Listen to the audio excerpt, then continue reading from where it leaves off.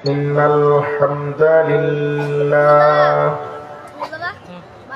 الحمد لله نحمده ونستعينه ونستغفره وأشهد أن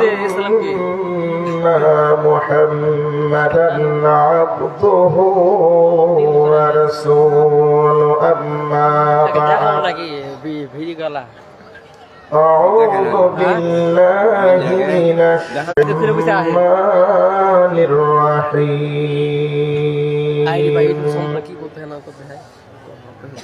إن جهنم كانت مرصادا للطاغين مآبا لابسين فيها أحقابا لا يذوقون فيها بردا ولا شرابا إلا حميما وغساقا وما تفضي إلى قرارها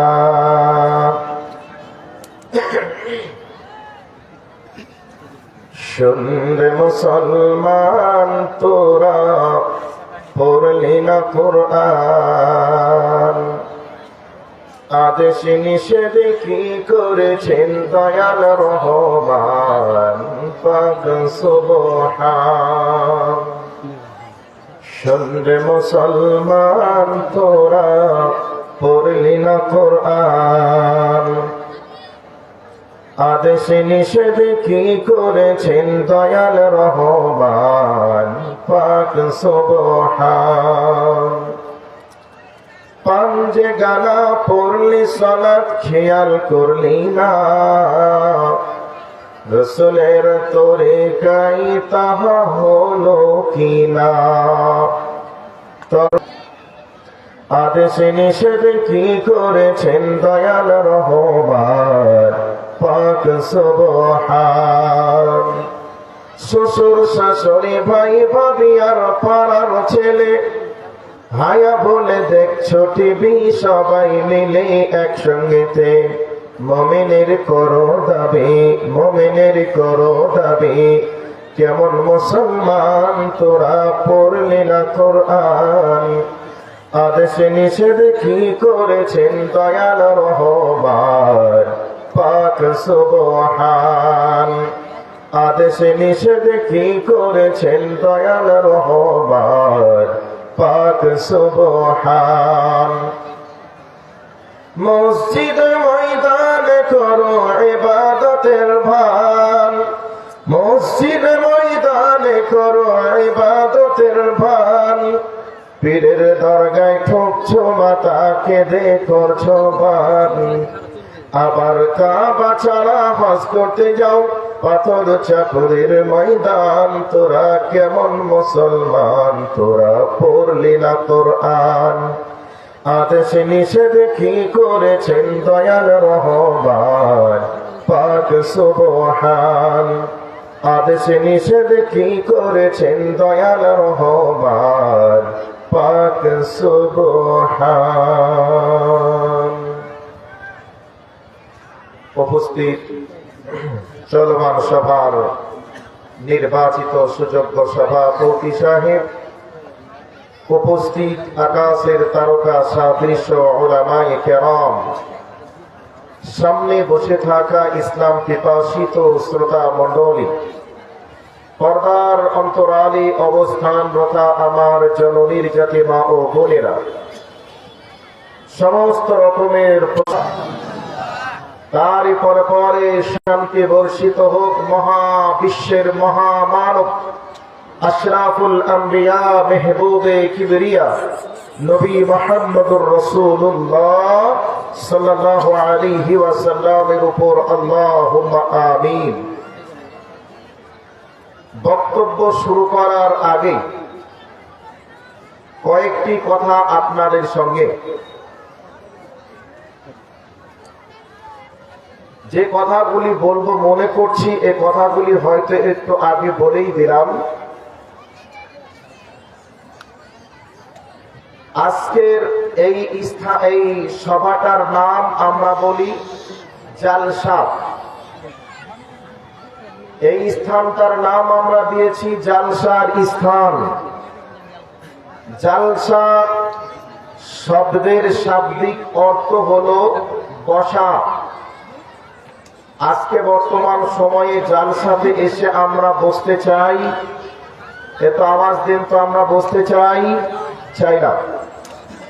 রাত না হলে আমরা আসতে চাই না, আর রাত হয়ে গেলে আমরা থাকতে চাই না।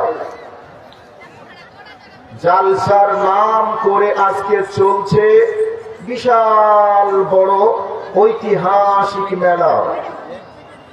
এই ঐতিহাসিক মেলাতে বিভিন্ন রকমের ভ্যারাইটিস দোকানদারের আগমন। এই মেলাতে বিভিন্ন রকমের দামি দামি বোরখা পরেও আজকে খরিদ্দারের আগমন। নারী পুরুষ একাকার হয়ে ঠেলাঠেলি, গুটাগুটি, হুড়াহুড়ি। আরে ভাই, যারা বোরখা পরে না সে মেয়েগুলিকে দোষ দেওয়া যেতে পারে, যারা বুঝে না এসেছে আসতে পারে। যে সমস্ত মা ও বোনেরা বোরখা পরেছে নিশ্চয় তারা আল্লাহকে ভয় করে বোরখাটা পরেছে। কথাটা ঠিক বলছি না ভুল বলছি? তাহলে ওই মেয়েটা জানে না যে একটা অপর পুরুষের সংস্পর্শে যাওয়াটা আমার জন্য কতটা গুনাহের? জানার পরে ওই মেয়েটা কেন গেল? এরপরেও যুবতী মেয়ে, ইয়াং বয়স, যৌবনের তাড়নায় হতে পারে শয়তানের ধোঁকায় পড়ে গিয়েছে, যেতে পারে, যাচ্ছে, হতে পারে। যেই মামির, যেই খালার বগলে একটা বাচ্চা, কোলে একটা বাচ্চা, হাতে একটা ধরে আছে, ও যে মেলার ভিতরে ঘুরছে, ও কোন উদ্দেশ্যে ঘুরছে? কারণ কি? হায়া পিটকি বেঁচে একবার সব খেয়ে শেষ করেছে।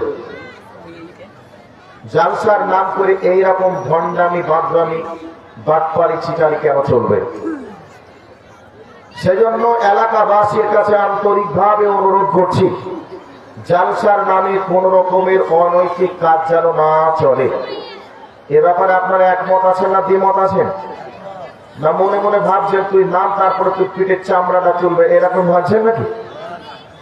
কাজেই জালসার নামে কোন রকমের অশ্লীলতার সুযোগ দেওয়া যাবে না।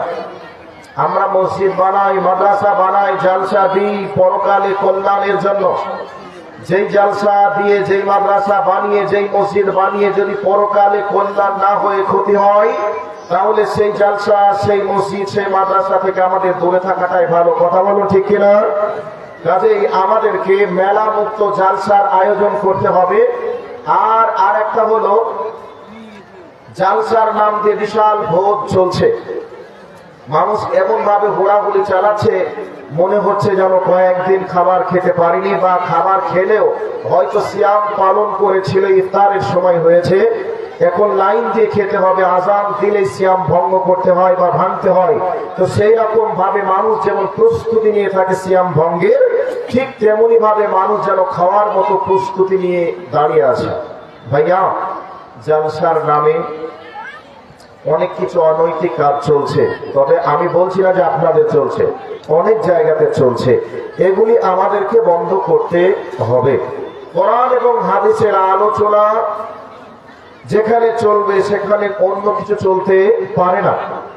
আর জালসার নাম করে যে সমস্ত বক্তাদেরকে আমরা দাওয়াত দিয়ে নিয়ে আসছি, আসলেই বক্তা একথা ঠিক, যারা বেশি বকে তাদেরকে বক্তা বলে, কিন্তু কোরআন এবং হাদিসের জ্ঞান নেই, মানহাজ ঠিক নেই, সেই আলেমগুলিকে আমরা দাওয়াত দিয়ে আজকে ভিআইপি স্টেজটা তাদেরকে দিচ্ছি। এটা আমাদের জন্য চরম পরম দুঃখজনক। কাজে এই কোরআন এবং সুন্নাহর আলোচনা যারা করবে তাদেরকে স্থানগুলো দেওয়ার প্রয়োজন। কারণ এখানে কোন জোকারি করার স্থান নয়, নাটক করার নয়, গান শোনার নয়, বাজনা শোনার নয়। এখানে কোরআন এবং হাদিস শোনার জন্য আপনারা এসেছেন কি আসেন নাই?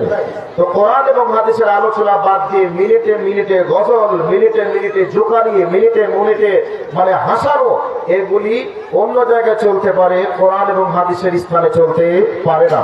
কাজেই আমাদেরকে একটু পরিবর্তন হতে হবে। আমরা আবেগীয় না হয়ে আমরা বিবেক দিয়ে একটু ভাবার চেষ্টা করি। আসলে আমি ছোট মুখে হয়তো অনেক কিছু কথা বলে ফেললাম, অনেকে রাগ করতে পারে। যদি রাগ করেন ভাই, আমি ভুল বললে একটু ধরিয়ে দিবেন, আর যদি কেউ আঘাত পেয়ে থাকেন আল্লাহর রাস্তায় ক্ষমা করবেন। কাজেই আমি আপনাদের মূল্যবান সময় নিয়ে অনেকটাই তামাশা করেই ফেললাম। কাজেই আমি আর সময় অপচয় না করে কোরআন এবং হাদিসের আলোর দিকে আগিয়ে যাওয়ার চেষ্টা করছি। আরো একবার অনুরোধ জানাচ্ছি, যে ভাইরা দাঁড়িয়ে আছেন, ভাই আপনাদের দেখে আমারই কষ্ট হচ্ছে, আপনারা মেহরবানি করে বসে যান। যারা পিছনে দাঁড়িয়ে আছেন, বসে আছেন, মেহরবানি করে আল্লাহর রাস্তায় বসে যান। আমি কোরআন এবং হাদিসের আলোকে কথাগুলো বলার চেষ্টা করব। 10:30 1 ঘন্টার মতো সময় আছে। আপনাদেরকে ইনশাআল্লাহ আপনাদের মনের খোরাক দেওয়ার চেষ্টা করব, যাতে করে আপনারা খাবার নিয়ে যেতে পারেন। বাবন আপনারা বসে যান। নারী পুরুষ উভয়ের সমন্বয়ে বক্তব্যের বিষয়টি রাখার চেষ্টা করব।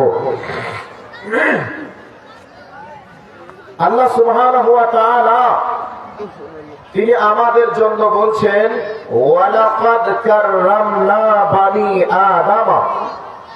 আল্লাহ বলছেন, আমি তোমাদেরকে অত্যন্ত সম্মানিত করে বানিয়েছি। আবার আল্লাহ পাক বলছেন, লাকাদ খালাকনাল ইনসানা ফি আহসানি তাকওয়িম। আবার সেই আল্লাহ বলছেন যে আমি তোমাদেরকে অত্যন্ত সুন্দর করে সৃষ্টি করেছি। তাহলে একদিক থেকে আমরা দামি, সম্মানিত, অপর দিক থেকে আমরা সুন্দর, একথা আল্লাহ বললেন। আবার আল্লাহ পাক বলছেন, তোমাদের নিজেদের কর্মকাণ্ডের কারণে তোমাদেরকে মানবতার অতল তলদেশে তোমাদেরকে নামিয়ে দেওয়া হয়েছে। আবার আল্লাহ পাক কোরআনুল কারীমের মধ্যে বলেছেন, উলাইকা কাল আনআম। তোমরা হলে চতুষ্পদ জন্তু, বাল হুম আদাল। আল্লাহ যদি বলতেন চতুষ্পদ জন্তু, তাহলে মনে করতাম যে গরু, ছাগল, ভেড়া, ওট, এগুলিকে আমরা মনে করতে পারতাম।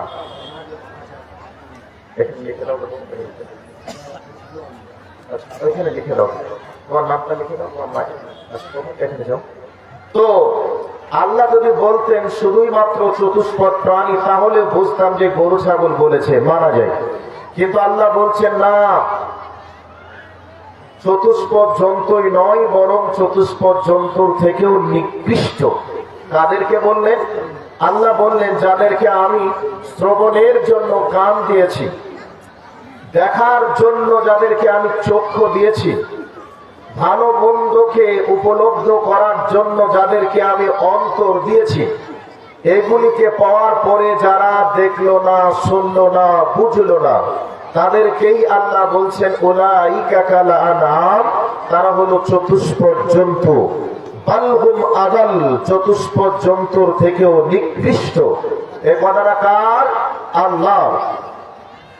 তো এই সম্মানিত জাতিটাকে, সম্মানিত প্রাণীটিকে, সুন্দর এই প্রাণীটিকে আল্লাহ চতুষ্পদ জন্তু বললেন।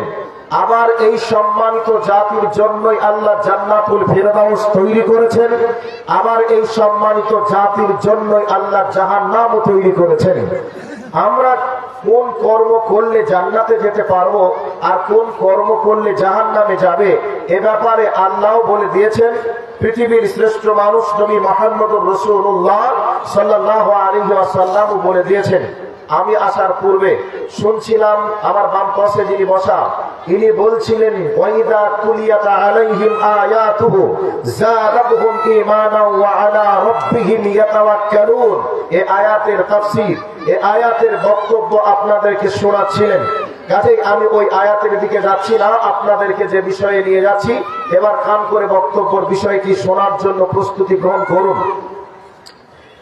আল্লাহ সুবহানাহু ওয়া তাআলা আমাদেরকে সৃষ্টি করার জন্য তিনি বলেছেন, ওয়ামা খালাকতুল জিন্না ওয়াল ইনসা ইল্লা লিয়াবুদুন। আমি তোমাদেরকে সৃষ্টি করেছি একটাই আমার উদ্দেশ্য, তোমরা আমার ইবাদত করবে। তো আমরা আল্লাহর ইবাদত করলে আল্লাহর চির সুখের স্থান তৈরি করে রেখেছেন জান্নাত, ওই স্থানটা আমাদেরকে দিবেন।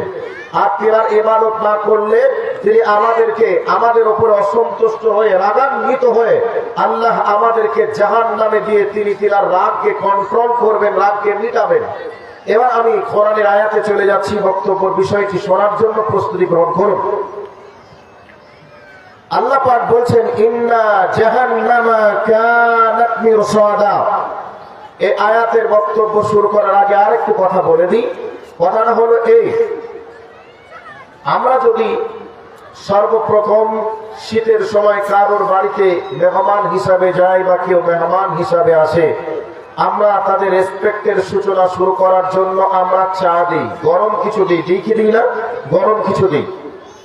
আর যদি আমরা গরম উত্তপ্ত পরিবেশে যাই, তাহলে আমরা কোল্ড ড্রিঙ্কস দিই। কোল্ড ড্রিঙ্কস না থাকলে ফ্রিজ থেকে ঠান্ডা পানি দিয়ে শরবত বানিয়ে দিই। গরমের সময় আমরা ঠান্ডা দিই, ঠান্ডার সময় আমরা গরম দিই। ঠিক আমাদেরকে আল্লাহ সুবহানাহু ওয়া তাআলা পরকালে খুশি হয়ে যাদেরকে জান্নাত দিবেন, তো জান্নাতের সর্বপ্রথম ব্রেকফাস্ট হবে মাছের কলিজা ভাজা। কি হবে? মাছের কলিজা ভাজা। আর যারা আল্লাহ সুবহানাহু ওয়া তাআলার ইবাদত না করে দুনিয়া থেকে বিদায় নেবে, তাদের জন্য আল্লাহ সুবহানাহু ওয়া তাআলা তিনি দিবেন গরম ফুটন্ত পানি। এবার দুনিয়ার আগুনে গরম ফুটন্ত পানি তৈরি করে আমার মতো 1 কুইন্টাল ওজনের লোকটিকে যদি পাইপের সাহায্যে পেটে ঢুকিয়ে দেওয়া হয়, 2-1 আমাকে আর কন্ট্রোল করতে পারবে না, কারণ পেটে যন্ত্রণা, জ্বালা, তাপ এত অনুভব আমার হচ্ছে। আমি কি করে সুস্থ হব? কি করে আমার পেটের জ্বালা, গরম, তাপ কি করে ঠান্ডা হবে? এর জন্য আমি লটপট ঝটপট করে আমার জ্বালাকে একটু হলেও কমানোর চেষ্টা করব। এরপরেও ডাক্তারের কাছে যদি নিয়ে যাওয়া হয়, ডাক্তার ল্যাবরেটরির মাধ্যমে রিপোর্ট করে বলবে উপর ভালো হলে কি হবে, ভিতরটা আর ভালো নেই। দাড়ি ভুড়ি এমন ভাবে পুড়ে গেছে, মনে হচ্ছে যেন চিক গলার মতো হয়ে গলে গেছে। একথা ডাক্তার বলবে কি বলবে না? ডাক্তার বলার পরে বলবে উপরের দিক ঠিক আছে, দেখতে চমৎকার লাগলে কি হবে, আর বেশিক্ষণ বাঁচবে না, অল্প টাইমের মধ্যে এ দুনিয়া ছেড়ে চলে যাবে। একথা বলবে কি বলবে না? একটু আপনাদের বিবেকের কাছে প্রশ্ন রাখি, বলবে কি বলবে না? বলবে। সম্মানিত উপস্থিতি, এই দুনিয়ার আগুনের থেকে আরো 70 গুণ তেজ বেশি হবে। এবার আপনারা বলবেন, মাওলানা সাহেব আগুনের আবার তেজ বেশি কম হয়? জি হয়। আপনাকে বলছি, আপনি যেই চুলাতে ভাত রান্না করেন, ওই চুলার আগুনের থেকে গ্যাসের আগুনের তাপ বেশি। আবার যে জায়গায় গ্যাস আগুন থাকে, আবার ইলেকট্রিক যে জায়গায় আগুনের ব্যবস্থা থাকে, ওই জায়গায় গ্যাস আগুনের থেকে। এরপরে আপনি বলবেন, তাহলে দুনিয়ায় তো মানুষ পান করার সাথে সাথে মারা যায়, তাহলে জাহান্নামে মানুষ মারা যাবে। আল্লাহ ওটাকে একেবারে সিল মেরে দিয়েছেন, লা ইয়ামুতু ওয়ালা ইয়াহইয়া। আল্লাহ পাক বলছে মানুষ মরবে না, সুস্থ থাকবে না, আযাবের পর আযাব, আযাবের পর আযাব চলবে। এবার শুনে রাখুন কথাগুলিকে। আল্লাহ সুবহানাহু ওয়া তাআলা সূরাতুন নাবাতে কি বলতে চেয়েছেন? নাবার এই আয়াত করতে চাই, সর্বপ্রথম অ্যাটাক করে না, অ্যাটাক করে আবার কোন সময় আমরা দেখি ওই গরুটি, মহিষটি, হরিণটি একটু অন্য মনস্ক হয়ে জমিনের চরণে যখন ব্যস্ত হয়ে পড়ে, তার উপরে অতর্কিত হামলা করে। অতর্কিত এমন ভাবে হামলা করে যে তাকে এমন ভাবে হামলা করে বাঁচার পালানোর কোনো উপায় থাকে না, বুদ্ধিও কাজে লাগে না। এমন ভাবে তাকে নির্মম ভাবে তার দেহের মাংসগুলি খেতে শুরু করে দেয়। তার বডি থেকে প্রাণ বার হওয়ার পূর্বে অনেক সময় আমরা ডিসকভারি চ্যানেলের মাধ্যমে দেখি, তার দেহ থেকে প্রাণ বার হওয়ার পূর্বে তার দেহের মাংস শেষ হয়ে যায়। কথা বলুন, ঠিক বললাম না ভুল বললাম? এরকম আমরা দেখেছি কি দেখি নাই? দেখেছি।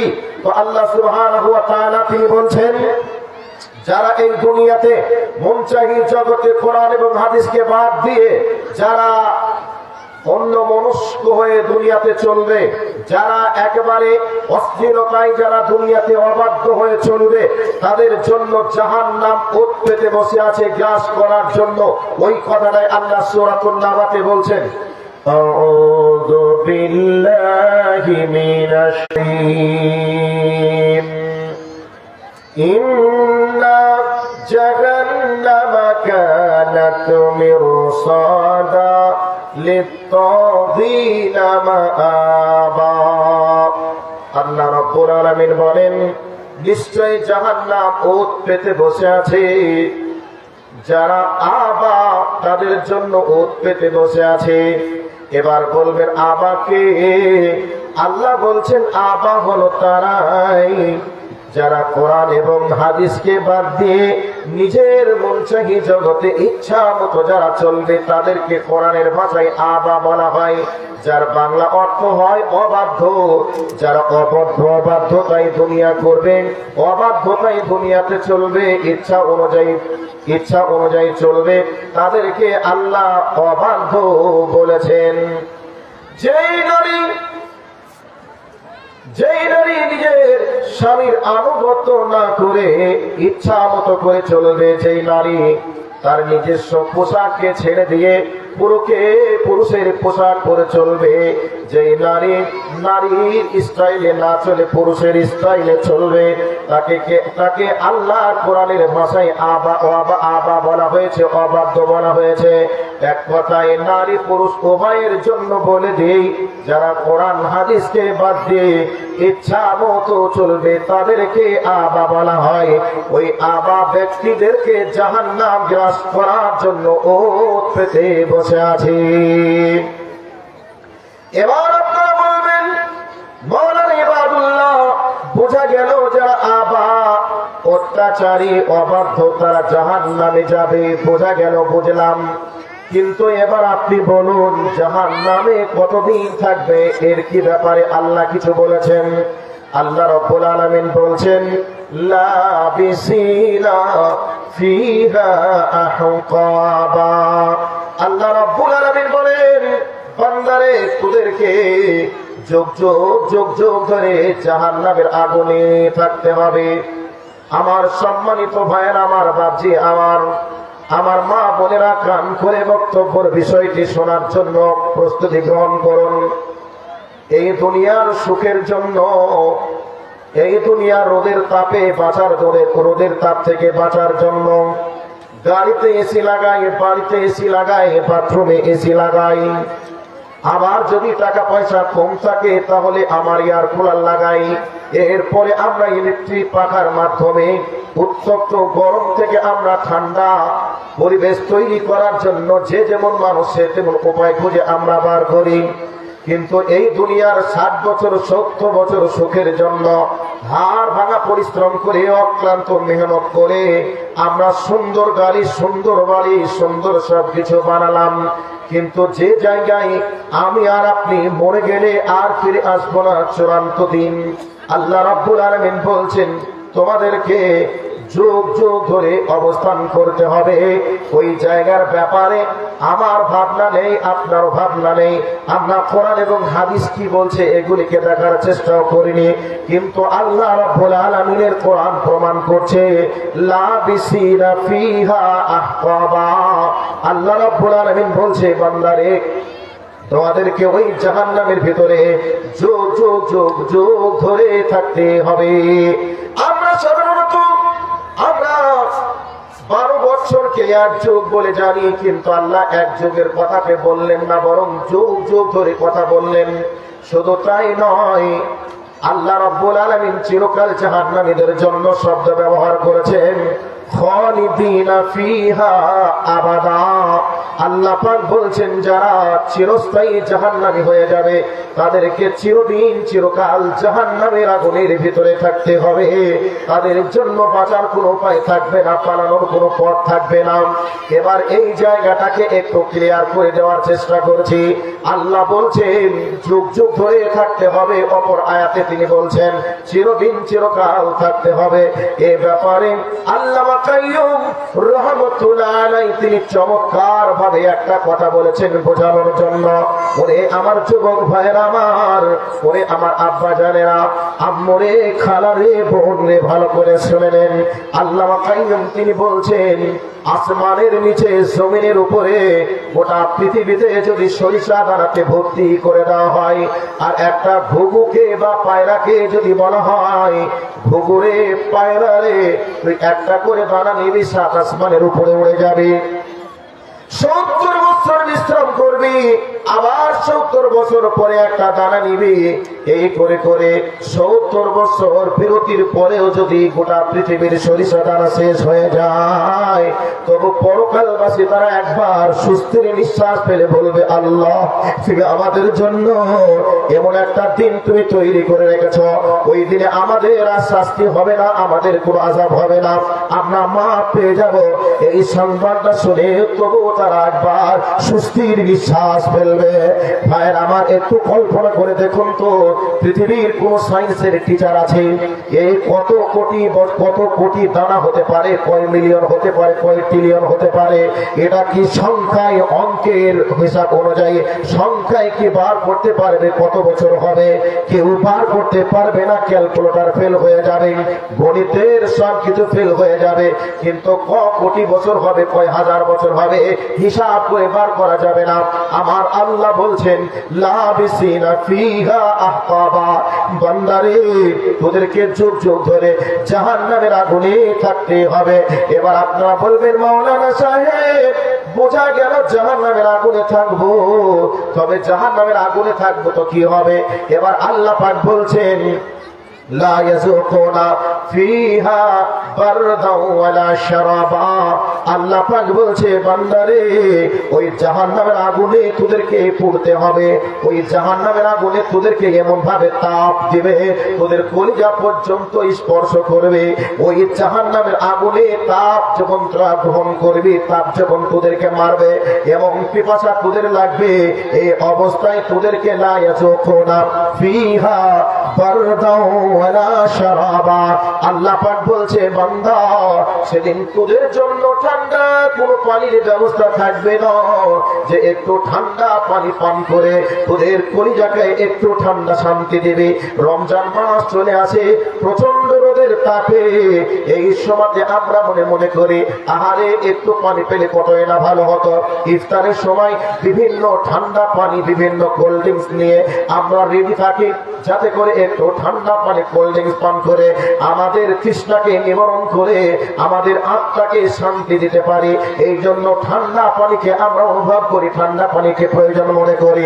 কিন্তু আল্লাহ বলছে বান্দা তোমাদেরকে জাহান্নামের আগুনে চিরকাল চিরদিন তোমাদেরকে পড়তে হবে। এই অবস্থায় তোমরা পানি পানি করে চিৎকার করবে রে, লা ইয়াযুকুনা ফিহা বারদাও ওয়ালা শারাবা। ঠান্ডা পানির ব্যবস্থা থাকবে না, ইল্লা হামিমা ওয়া গাসসাকা। আল্লাহ পাক বলছেন তোমাদের জন্য গরম ফুটন্ত পানির ব্যবস্থা থাকবে।